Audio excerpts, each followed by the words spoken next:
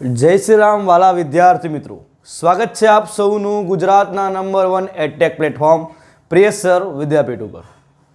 જી હા, ઘણા બધા ટાઈમથી વિદ્યાર્થી મિત્રો તમારા બધાના મગજમાં એકમાત્ર પ્રશ્ન મૂંઝવતો હતો કે સાહેબ આ વર્ષે અમારી પરીક્ષા પ્રથમ પરીક્ષા કંઈક વહેલી આવવાની છે। આ વહેલી તો આવવાની છે અને આ વહેલી આવશે તો અમારા પ્રકરણો કેટલા આવશે, અમે તૈયારી કેવી રીતે કરીશું, આ બધા જ પ્રશ્નોનું આજે નિવારણ લઈને આવી રહ્યો છું। નમસ્કાર વિદ્યાર્થી મિત્રો, હું છું પાર્થ દરજી। આજે આપણે વાત કરવી છે પ્રથમ પરીક્ષામાં ધોરણ 10ના વિજ્ઞાન વિષયની અંદર કેટલા પ્રકરણ આવવાના છે, તો આપણે ચર્ચા કરીએ આના વિશે। સૌપ્રથમ વાત કરીશું કે કયા કયા પ્રકરણ કયા કયા પોર્શનની અંદરથી આવવાના છે। પહેલાં હું વાત કરી લઉં બેટા, તો કેમિસ્ટ્રીમાંથી પહેલું પ્રકરણ અને બીજું પ્રકરણ એ તમારી પ્રથમ પરીક્ષાની અંદર એડેડ છે। એટલે કે પ્રથમ પ્રકરણ જોવા જઈએ તો રાસાયણિક પ્રક્રિયાઓ અને સમીકરણો, બીજું પ્રકરણ જે છે એસિડ બેઝ અને ક્ષાર। આ પહેલાં બે પ્રકરણો એ તમારા કેમિસ્ટ્રી વિભાગમાંથી આવવાના છે। ત્યારબાદ વાત કરીએ કે બાયોલોજીમાંથી કયા બે પ્રકરણો પ્રથમ પરીક્ષાની અંદર આવે એવી આપણને પૂરેપૂરી ખાતરી છે।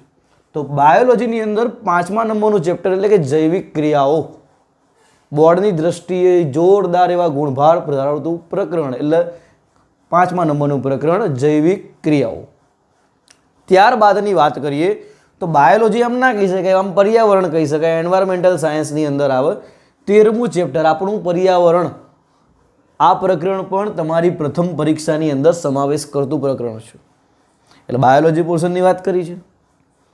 એ જ રીતે ફિઝિક્સની અંદર જોવા જઈએ તો 9મા નંબરનું પ્રકરણ છે જેનું નામ છે પ્રકાશનું પરાવર્તન અને વક્રીભવન। આ પ્રકરણ પણ પ્રથમ પરીક્ષાની અંદર સમાવેશ છે।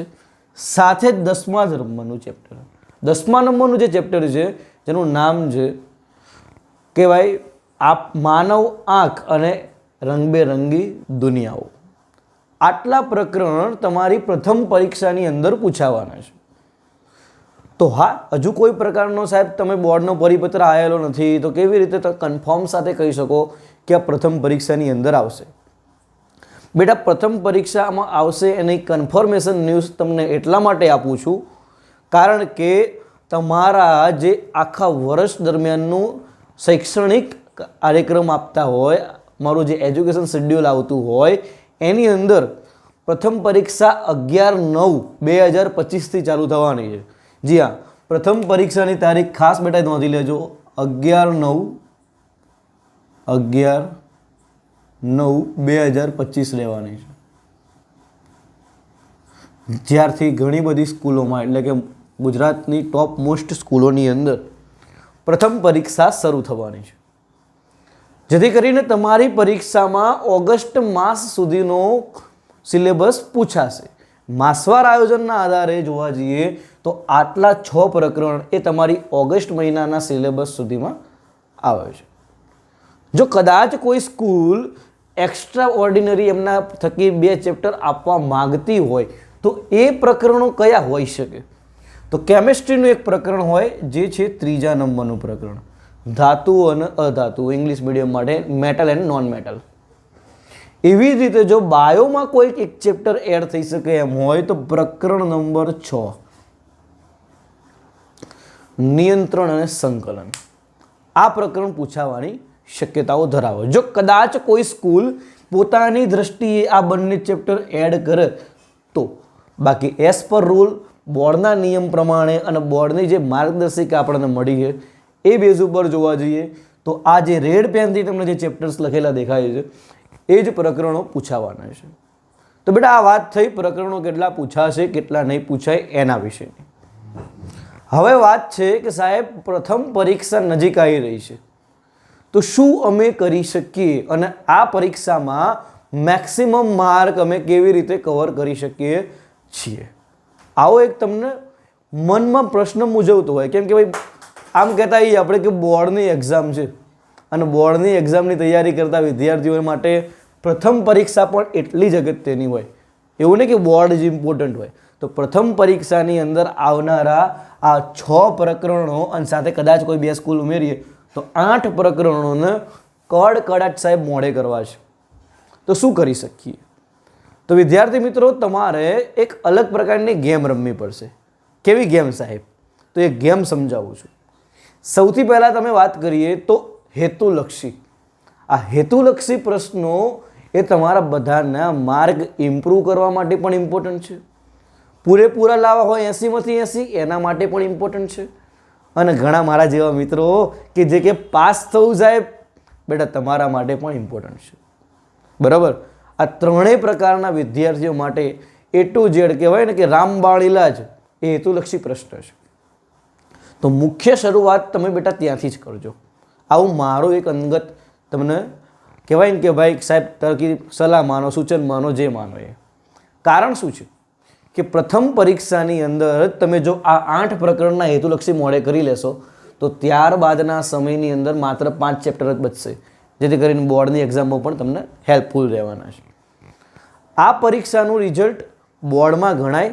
જી હા, બોર્ડમાં ગણાશે. કેવી રીતે સાહેબ? તો આમાં તમારા જેટલા માર્ક આવ્યા હોય એના 5 માર્ક, દ્વિતીય પરીક્ષામાંથી 5 માર્ક અને 10 માર્ક તમારી શિસ્તના અને હાજરીના. એ પ્રમાણે કરીને 20 માર્ક બોર્ડની અંદર તમારી શાળા થકી મૂકવામાં આવતા હોય છે. જો પ્રથમ પરીક્ષા અને દ્વિતીય પરીક્ષામાં તમે પૂરેપૂરા લાવો છો તો એ 20માંથી 10 તો ઓટોમેટિકલી તમને મળી જાય છે. એટલે આવા માર્ક પણ તમારે મળવાપાત્ર ખાસ રહેશે. તૈયારી માટે એક ચોક્કસ પ્રમાણે તમારે દરેકે દરેક પ્રકરણમાંથી ટીક માર્ક કરતું રહેવું પડશે કે સાહેબ મારું આ પ્રકરણ રેડી થઈ ગયું છે. પ્રકરણ નંબર 1 સાહેબ બહુ વાર વાંચી લીધું, ઢગલો વખત એમ. કેમ કે પહેલું જ ચાલતું હતું, પહેલું પ્રકરણ આ જ ચાલુ ને મેં આ બહુ મોડે કર્યું. એમાં બાયોલોજીનું પહેલું ચેપ્ટર પણ અમને બહુ મજા આવે, પાચન તંત્ર આવતું હોય સાહેબ, ઉત્સર્જન તંત્ર આવે, બહુ મજા આવી, એમ ચકાચક મોઢે કરી નાખ્યું. તો જે મોઢે કર્યું ને એને એક ચોક્કસ સમયે રિવાઇઝ કરો. કેવી રીતે? ડેઇલી 3 થી 4 થિયરી મોઢે કરવાની આદત પાડો. ડેઇલી 3 થી 4 થિયરી મોઢે કરવાની આદત પાડો.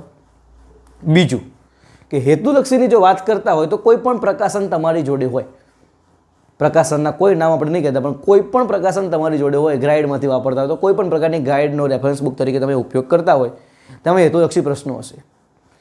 આજે તમે ધારી લીધું તો આજે તમે પ્રકરણ નંબર 1 નક્કી કર્યું તો આજે પ્રકરણ નંબર 1ના ટોટલી હેતુલક્ષી મોડે કરી લો. એટલે કેવી રીતે? આજે વિકલ્પો, કાલે ખાલી જગ્યા, પરમ દિવસ જોડકા અને પછી 1 વાગ્યે અને ખરા ખોટા. એમ 4 દિવસમાં એક ચેપ્ટર પતે. તમારું 8 ચેપ્ટર છે, 8 ચોક 32. આજથી લઈને બેસી જાઓ, 8 ચેપ્ટર. જો કે 8 પૂછાય ને તોય તમારી ચિંતા નહીં, 8 ચેપ્ટરના હેતુલક્ષી કડકડાટ થઈ ગયા એટલે તમે 24 માર્ક લઈ આવ્યા હેતુલક્ષીના બેઠે બેઠા.